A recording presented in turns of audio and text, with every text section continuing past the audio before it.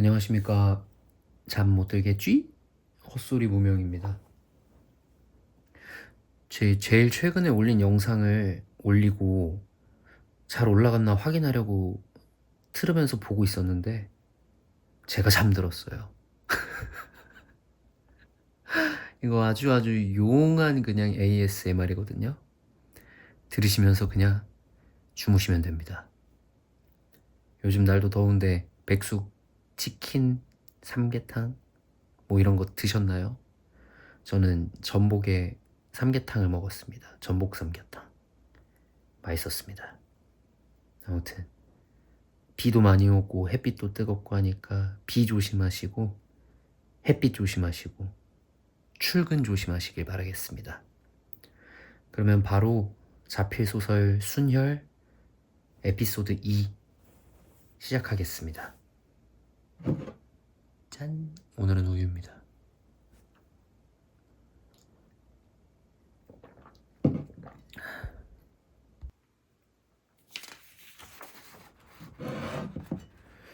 세 번째 질문입니다. 지금까지 보통의 정치인들은 민생을 돌보겠다, 국민을 위해 헌신하겠다 등 입에 발린 소리로 자리에 올라선 뒤 나몰라라 하며 그저 자신의 안위와 지위를 지키고자 선동만 할 뿐 국민들을 위해 아무것도 하지 않았습니다. 대통령님께서는 이런 부분들을 해결할 방법은 무엇이라고 생각하시나요?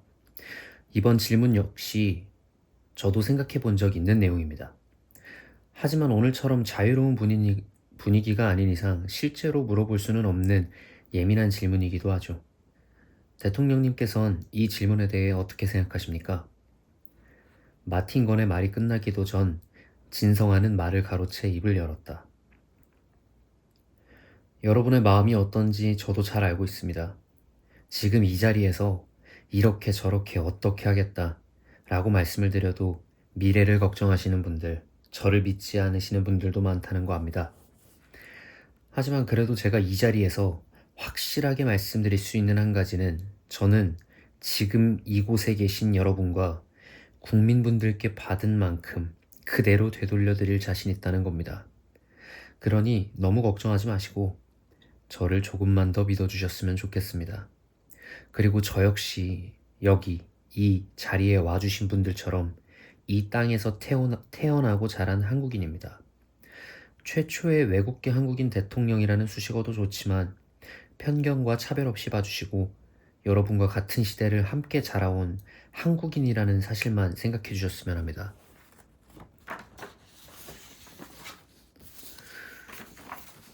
눈에 힘을 준 듯 짙어진 눈빛과 울림이 더 커진 목소리로 말을 마친 진성아는 앞에 모인 수많은 국민들을 향해 여전히 포근하지만 조금은 옅어진 미소를 짓고 마틴건을 보며 말을 이어갔다. 다음 질문 부탁드리겠습니다. 마틴건 배우님. 옅어진 미소는 그대로였지만 마틴건을 향해 돌아온 시선에는 국민들을 보며 짙어졌던 눈빛이 아닌 무엇인지 모를 차갑고 날카로운 만이 남아있었다. 그 순간 경회로 2층 내부 근처까지 파고들어 아슬하게 날아다니던 드론들이 요란한 소음을 내며 서로 부딪혀 튕겨나가 떨어졌다. 튕겨나간 드론들은 어떻게든 중심을 잡고 다시 날아오르려 했지만 이미 날개가 부서진 드론들은 경회로를 둘러싸고 있던 연못에 깊이 빠져들어 다시는 날아오르지 못했다. 이런 방금 떨어진 드론들 꽤 비싸지 않나요? 저런 촬영용 드론들은 가격이 얼마 정도 하죠? 두세 대 정도 떨어진 걸로 보였는데 잠시 놀란 듯 보였지만 곧 차분해진 말투로 진성하는 말을 이었다. 여러분들과 제 첫 만남을 더 열심히 찍어주시려다 추락한 것 같으니 방금 떨어진 드론의 주인분들께서는 대통령실로 본인의 드론이 추락했다는 것을 증명할 만한 영상들을 보내주시겠습니까? 떨어진 드론들의 재구매 비용을 전부 지원해드리겠습니다. 마틴건에게 일순간 보였던 진성아의 차갑고 날카로운 눈빛은 언제 그랬냐는 듯 포근함만이 남아 앞에 모인 국민들을 비추고 있었다. 말을 마친 진성아는 여전히 포근한 눈빛으로 마틴건을 쳐다보며 다음 질문을 기다렸다. 다소 어수선하고 난잡해진 분위기와 알 수 없는 진성아의 반응에 마틴거는 당황하고 망설이다 마지막 질문이 적힌 쪽지를 꺼내들고 이미 짜여있던 대본과 마지막 질문이 적힌 쪽지를 번갈아 쳐다보며 입을 열었다. 많이들 아쉬워하시겠지만 어느새 마지막 질문입니다. 마틴건의 말에 국민들은 자신이 원하는 질문이 나오지 않았다는 아쉬움과 원하는 답변을 듣지 못해 답답한 마음으로 탄성을 내질렀다. 저 역시도 아쉬운 마음이 가득합니다. 하지만 대통령님께서 처음 말씀하셨던 것처럼 이 자리가 여러분과의 마지막 만남 자리가 아니고 앞으로의 미래가 시작되는 자리인 만큼 너그러운 마음으로 이해해 주셨으면 합니다. 마틴거는 아쉬워하는 국민들과 기자들을 달래는 말투로 얘기하고 마지막 질문이 적힌 쪽지를 읽기 시작했다. 마지막 질문입니다.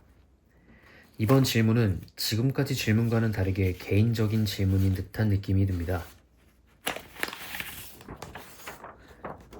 대통령님께서는 지금껏 살아오시면서 시기나 질투, 사람들에 대한 분노나 증오라는 감정을 느껴본 적이 있으십니까? 라는 질문을 써주셨는데요. 마틴거는 대국민 담화가 무사히 끝나간다는 안도감을 느끼며 들리지 않을 만큼 작은 한숨을 내뱉었다. 작은 한숨소리와 함께 흩날리는 꽃잎처럼 날아다니던 드론 중 눈에 띌 정도로 큰 촬영용 드론이 바람에 흔들려 방향을 잃고 굉음을 내며 빠른 속도로 단상에 서 있던 진성아와 마틴건을 향해 달려들었다. 요란한 폭발음과 함께 피어난 화염들이 순식간에 진성아와 마틴건을 집어삼켰다.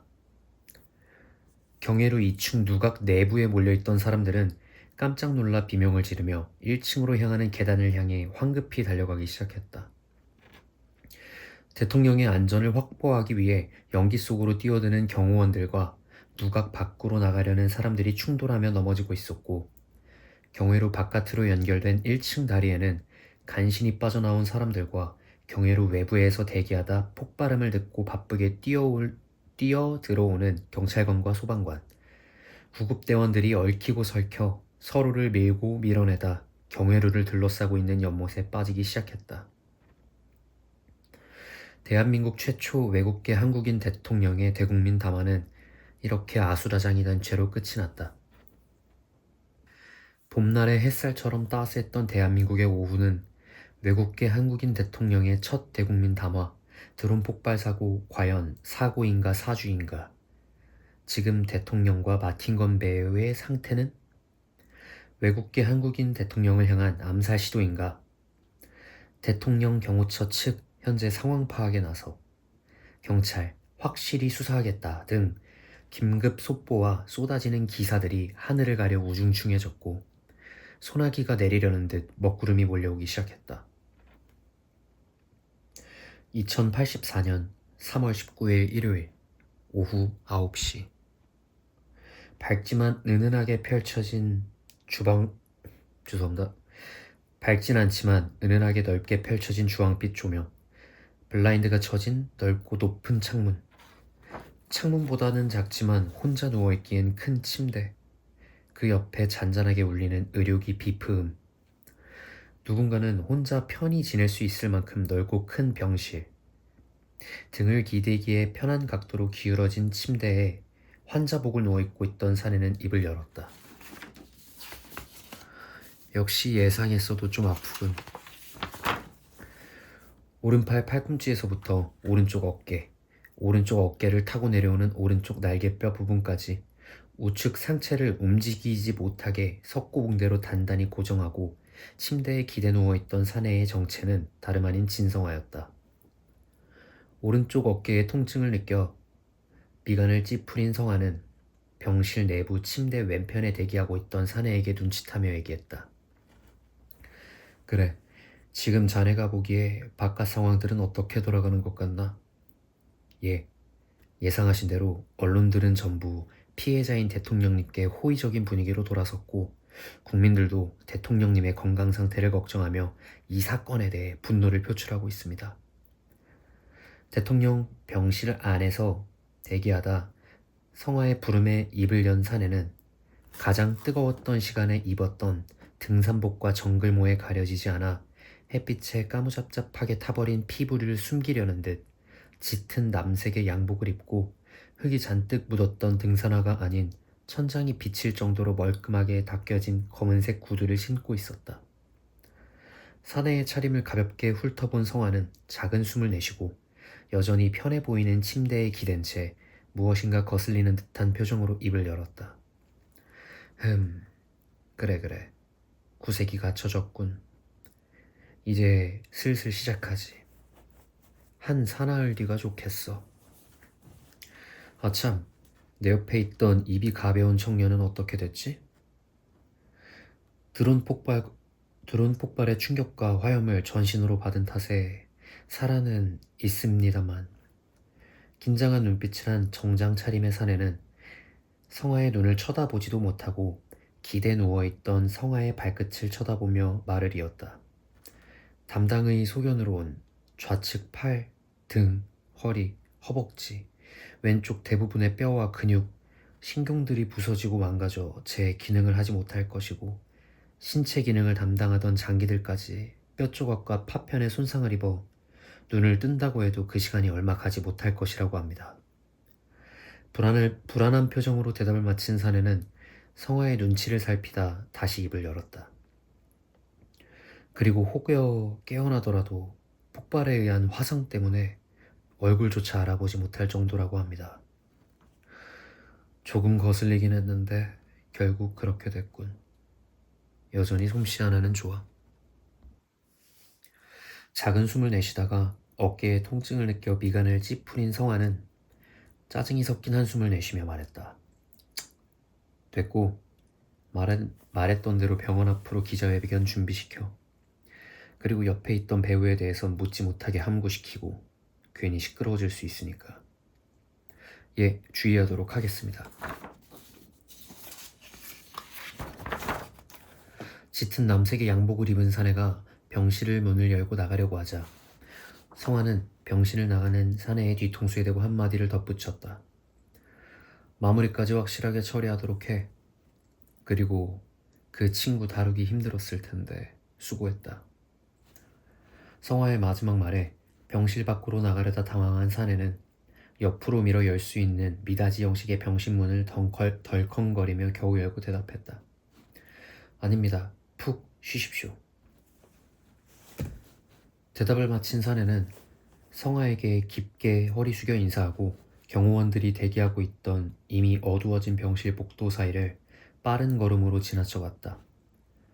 병원 밖으로 나간 사내는 가로등이 비추지 않은 곳을 골라 움직이는 듯 빠르게 걸으며 어두운 곳을 향해 나아갔다.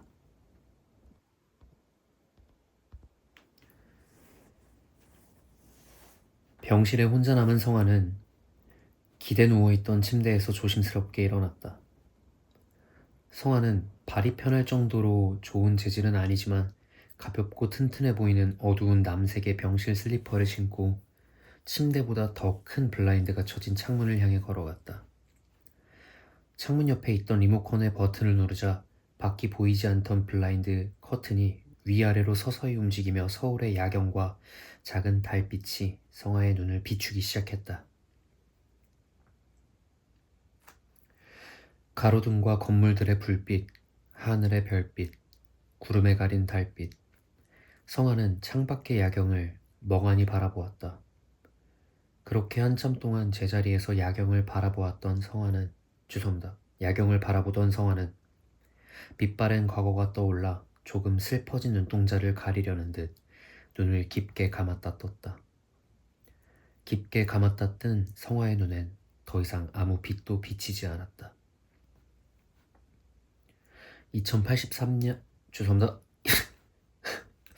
2084년 3월 22일 수요일 오후 5시 대국민 담화 드론 폭파 사건 진범의 자수. 서울특별시 강서구 화곡동 작은 초등학교들과 작은 대학교, 그것과 어울리지 않게 술집들이 잔뜩 밀집해 있는 동네, 마찬가지로 그것과 어울리지 않는 큰 경찰서, 빽빽하게 모여있는 술집과 음식점 사이 골목 경찰서 뒷문 앞, 미래를 향한 깊은 걱정인지 지난날에 대한 얕은 후회인지 모를 담배 연기를 연거푸 내뱉던 사내는 입이 될 정도로 바짝 타들어간 담배를 바닥에 떨어뜨린 후 엄지발가락이 보일 정도로 앞코가 헤어진 낡은 운동화로 담배를 지려밟았다. 이내 허리를 숙여 뭉개진 담배꽁초를 낡은 펜던트가 들어있는 오른쪽 바지 주머니에 주워 담고 식당들의 화려한 간판보다 유독 밝아 보이는 경찰서 안으로 걸어 들어갔다. 자수하겠습니다. 경회로 들어온 폭파 사건. 2084년 3월 8일 오후 2시 대한민국 충청북도 제천시 명암 저수지. 경회로 드론 폭발 사건 2주 전 명암 저수지 주위를 둘러싸고 있는 작은 낚시터, 맥주병 굵기에 기다란 나무 기둥들과 긴 시간이 흘러 잔뜩 녹이 슬어버린 철판으로 덮여있는 천장을 가진 낡고 허름한 작은 방갈로. 튼튼해 보이지만 오랜 세월에 안에서부터 썩어 들어간 기둥들 사이 개미들이 열심히 기둥을 갉아내고 있었다. 뜨겁게 내리쬐는 햇빛을 겨우 피할 수 있는 작은 방갈로 앞 낮은 좌대에 앉아 입술만 겨우 보일 정도로 정글모를 깊게 눌러쓰고 낚시를 하고 있던 성화는 입을 열었다. 정말 오래간만이야. 이렇게 낚시하는 것도, 얼굴을 보며 대화하는 것도. 우리가 어렸을 땐 자주 했었는데, 그렇지? 인혁이. 성화와 비슷하지만 조금은 더 커 보이는 170cm 후반대의 키, 큰 키와는 다르게 수척해 보이는 몸매, 미간에서부터 얕고 옅지만 관자놀이 아래 눈매 끝으로 갈수록 두껍게 짙어지는 눈썹, 작은 눈이지만 깊은 눈가, 미간에서 시작되어 코끝으로 갈수록 높아지는 콧대, 넓지만 다른 크기의 양쪽 콧볼, 생기가 옅어진 분홍빛 입술, 어느새 자잘해진 목주름을 가진 사내는 방갈로 주변에 대기하던 검은색 양복을 입은 경호원들 사이로 짙은 남색 양복을 입은 사내에게 끌려오듯 저수지 안 낚시터 작고 낡은 방갈로 앞으로 걸어왔다. 성화는 끌려 들어온 사내의 옷차림을 훑어보았다. 빛이 바랜 회색 점퍼, 먼지에 짓눌린 회색 작업용 바지, 금방이라도 발이 뚫고 나올 것 같은 낡은 신발. 성화는 작은 한숨을 내뱉고 다시 낚시에 집중했다. 하지만 물고기가 뜻대로 잡히지 않는 듯 물고기 유인용 떡밥을 저수지에 뿌려대며 말을 이었다. 나도 이런 방식으로 자네와 재회하고 싶진 않았어. 하지만 자네도 나를 이해해 줄 거라고 믿네. 어쩔 수 없는 일이니. 그리고 자네 딸 곧 결혼한다고 들었네. 둥지에서 곱게 자란 아기새 같던 딸이 어느새 둥지 밖 먼 길을 떠나려 날갯짓을 시작한다니. 자네를 닮은 딸이라면 분명히 잘 해낼 거야, 인혁이. 자네를 닮았다면 말이지.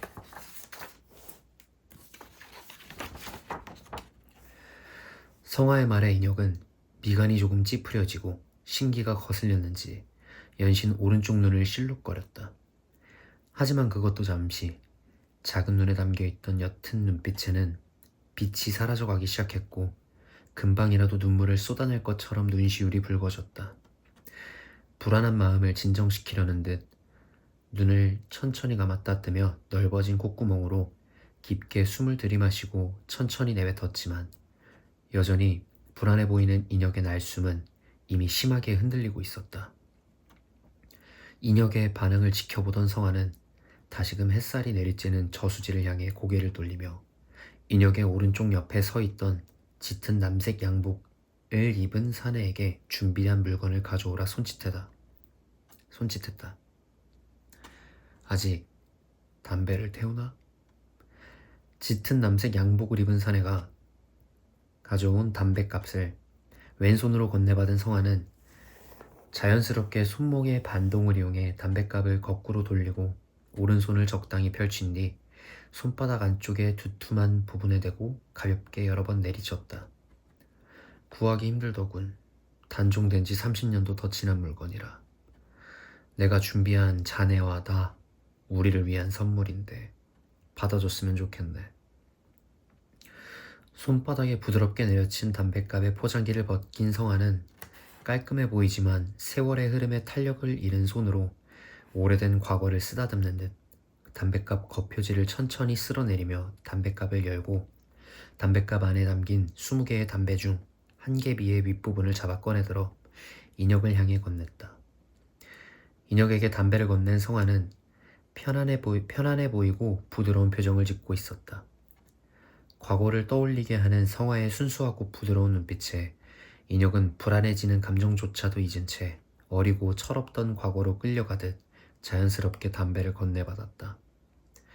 하지만 인혁의 눈동자가 과거로 끌려가기 전 성화는 인혁의 초점을 다시 자신에게로 끌어당겼다. 사람들은 살아가면서 크고 작은 실수들을 셀 수 없이 저지르지. 그 실수들이 남들에겐 얼마나 큰 피해가 되는지도 모르는 채 스스로에겐 한없이 관대하고 남에겐 밑도 끝도 없이 엄격하게 말이야, 인혁이. 그때의 실수가 아직 자네의 밤을 괴롭힌다면 내가 그 괴로운 밤을 끝낼 기회를 주겠네. 우리가 이런 상황이 다시 만나게 됐지만 나한테 친구라고는 자네밖에 없지 않은가. 진심이 담긴 듯한 성화의 목소리에 인혁은 당황한 듯 어두운 고동색 눈동자가 흔들리기 시작했다. 하지만 이내 진정하고 성화에게 건네받은 담배를 입에 물고 주머니에 있는 오래된 일회용 라이터로 불을 붙였다. 너는 그때나 지금이나 같은 눈과 목소리를 가지고 있군. 담배를 한 모금 깊게 빨고 내뱉은 인혁의 목소리는 세월에 깎이고 눌려 쉬어버린 듯 갈라진 작은 소리를 내었다. 하지만 지금 나는 작고 초라한 공장에서 겨우 밥 벌어먹는 늙은 아저씨에 지나지 않아. 지금에서야 내가 후회한다고 한들 돌이킬 수 있는 일도 더 이상 내가 해낼 수 있는 일들도 남아있질 않아. 그런 내게 자네가 건넨 기회 따위가 쓸모 있을 거라 생각하나? 내가 바라는 건 크지 않아. 그저 자네는 내 기억 속 모습대로 행동해주면 되네. 언제나처럼 가장 높은 곳에서 가장 위태롭게 빛을 내주면 된다네. 성화도 마찬가지로 오래된 담뱃갑에 담긴 19개비 중 한 개비를 꺼내들어 불을 붙인 후 깊은 숨과 함께 들이마셨다. 저번에는 일단 끝났고요. 저번에는 생각보다 오래 걸린 것 같아서 오늘도 한 그 정도 읽으려고 했는데 오늘은 저번보다 더 많이 읽었네요. 말을 좀 빨리 했나?